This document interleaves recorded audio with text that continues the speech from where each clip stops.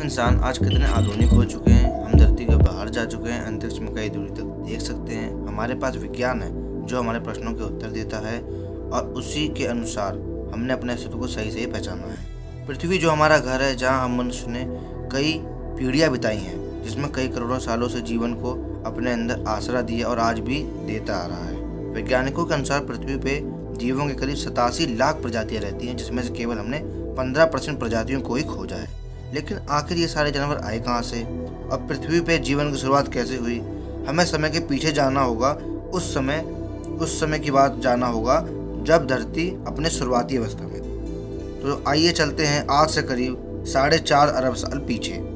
चट्टान का एक बहुत ही विशाल सा गोला था, बेनाम तारे का चक्कर लगा रहा था। इसकी सतह पिघले हुए लावा से बना था। इस पर जीवन का नामो निशान नहीं था। उस वक्त पृथ्वी पर लगातार आसमान से लगातार छोटे छोटे पत्थर व चट्टान की बरसात होती लंबे समय से चली आ रही थी। उसके बाद चट्टान के इस विशाल गोले ने एक ग्रह का रूप ले लिया और साथ ही इस ग्रह का अपना चांद भी बना। ये वही ग्रह है जहां आज हम सब रहते हैं। इस वक्त पृथ्वी का तापमान बहुत ही काफ़ी लंबे समय तक अधिक होता रहा। हमारे ग्रह का तापमान थोड़ा ठंडा हुआ और इस पे एक ठोस सतह का निर्माण हुआ। आज से करीब 3.9 अरब साल पीछे इसने फिर से आग के गोले का सामना करना पड़ा, जिसे हम लोग कहते हैं द लेट हैवी बॉम्बार्डमेंट। और इस वक्त धरती पर छोटे छोटे चट्टान ही नहीं बल्कि इसके साथ साथ उल्क पिंडों की भी बरसात हो रही थी। कई हजार की संख्या में उल्क पिंड बरस रहे थे और उल्क पिंड अपने साथ कुछ बहुत खास लेकर आए थे। इनके अंदर जमे हुए बर्फ के क्रिस्टल थे, जिसे हमारे समुद्र का निर्माण किया और साथ ही धरती के वातावरण में नाइट्रोजन गैस लेकर आई। पर धरती अब भी बेजान थी। यहाँ जीवों के लिए उचित परिस्थितियाँ अभी भी उचित रूप से अनुकूल नहीं थी। धरती का एटमॉस्फेयर अभी पूरी तरह से जहरीली गैसों से भरा हुआ था। यहाँ वायुमंडल में ऑक्सीजन था ही नहीं और धरती भी चारों तरफ से समुद्र से घिरा हुआ था। पर अब ये परिस्थितियाँ बदलने लगी।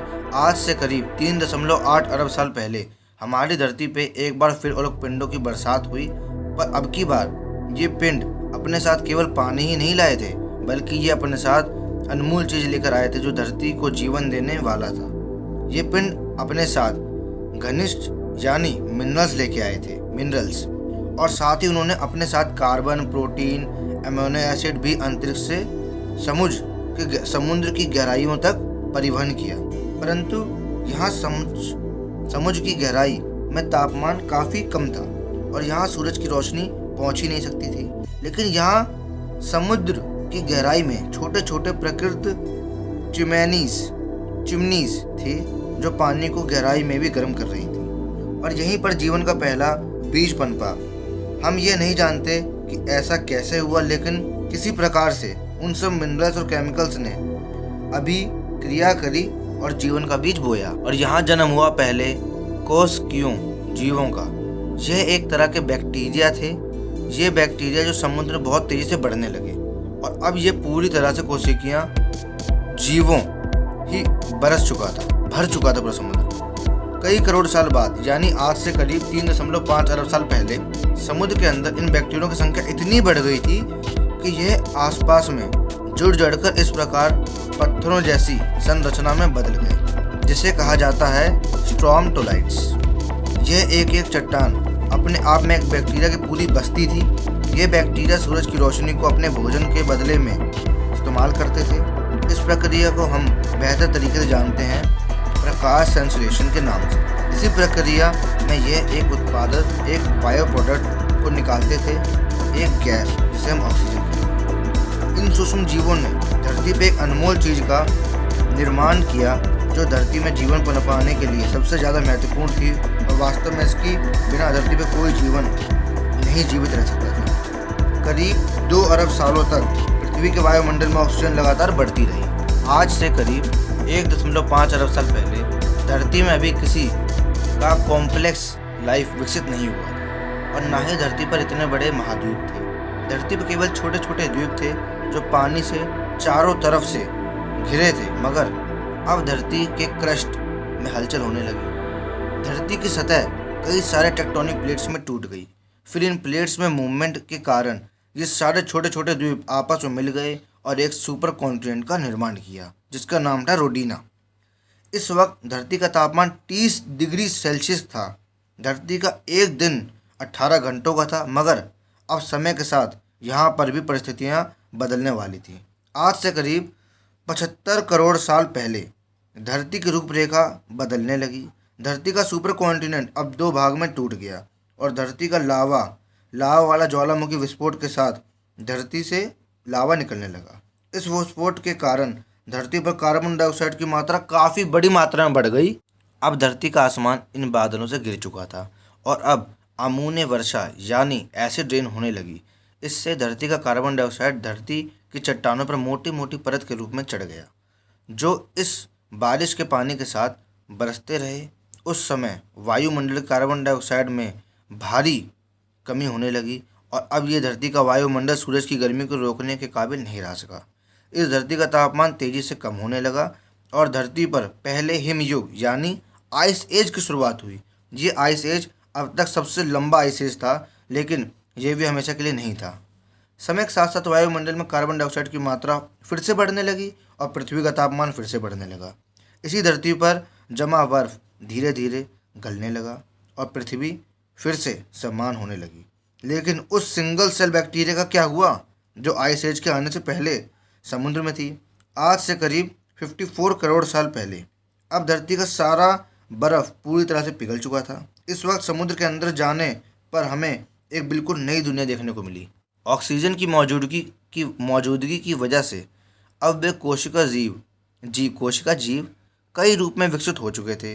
यहाँ चारों तरफ समुद्री पेड़ पौधे, समुद्री जीव और एक दैत्य भी, दानव मतलब जैसा दैत्य मान लीजिए आप लोग, समुद्र जीव भी था। यहाँ सब कॉम्प्लेक्स मल्टी सेलुलर ऑर्गेनिज्म के नई प्रजाति थी और इस दैत्य को हम लोग एनोमेलकैरिस कहते थे,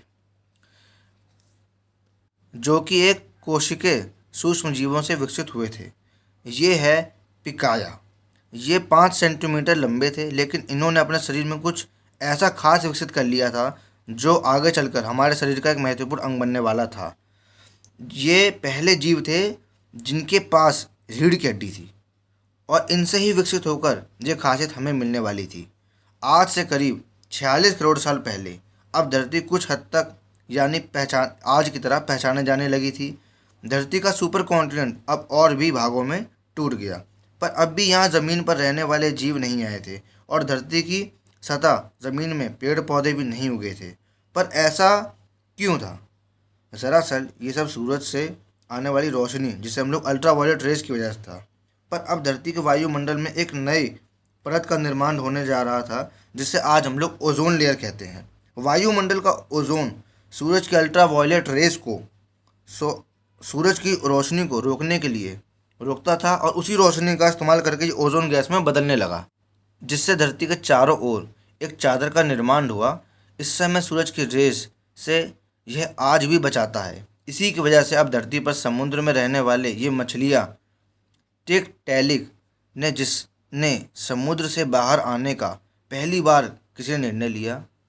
इसने अपने प्लिंस का इस्तेमाल पैरों के रूप में किया और समय के साथ ये ज़मीन पर ज़्यादा देर तक रहने लगा।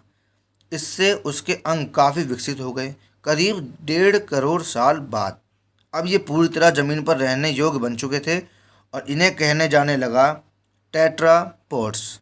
आज से करीब 36 करोड़ साल पहले ये टेट्रापॉड्स पूरी तरह विकसित हो गए थे और ये पूरी तरह से ज़मीन पर रहने वाले जीव बन गए थे।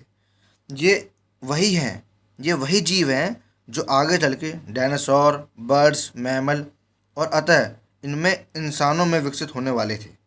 यहाँ से एक नई प्रजाति की शुरुआत हुई, लेकिन अब धरती का बुरा वक्त आने वाला था।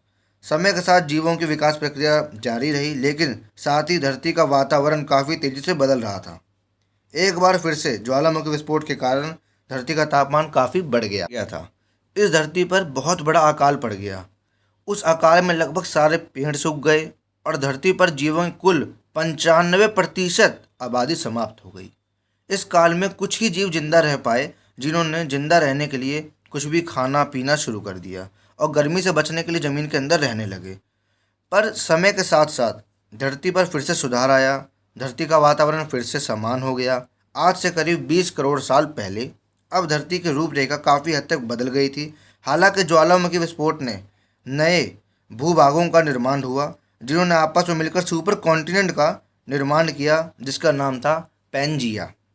अब धरती अंतरिक्ष से काफ़ी हद तक आज की जैसी दिखाई देने लगी। इतने बड़े अकाल के बाद धरती पर फिर से समान हो गई, पेड़ पौधे फिर से उगने लगे और धरती पे जो 5% जीव बच गए थे अब वो भी विकसित हो चुके थे, और ये बिल्कुल नई प्रजाति का जन्म हुआ था जो आने वाले समय में धरती पर अपना शासन चलाने वाले थे। ये डायनासोर्स थे। डायनासोर असल में उन्हीं 5% रेंगने वाले जीव में से विकसित हुए थे। उस अकाल में खुद को किसी तरह से बचा पाए थे।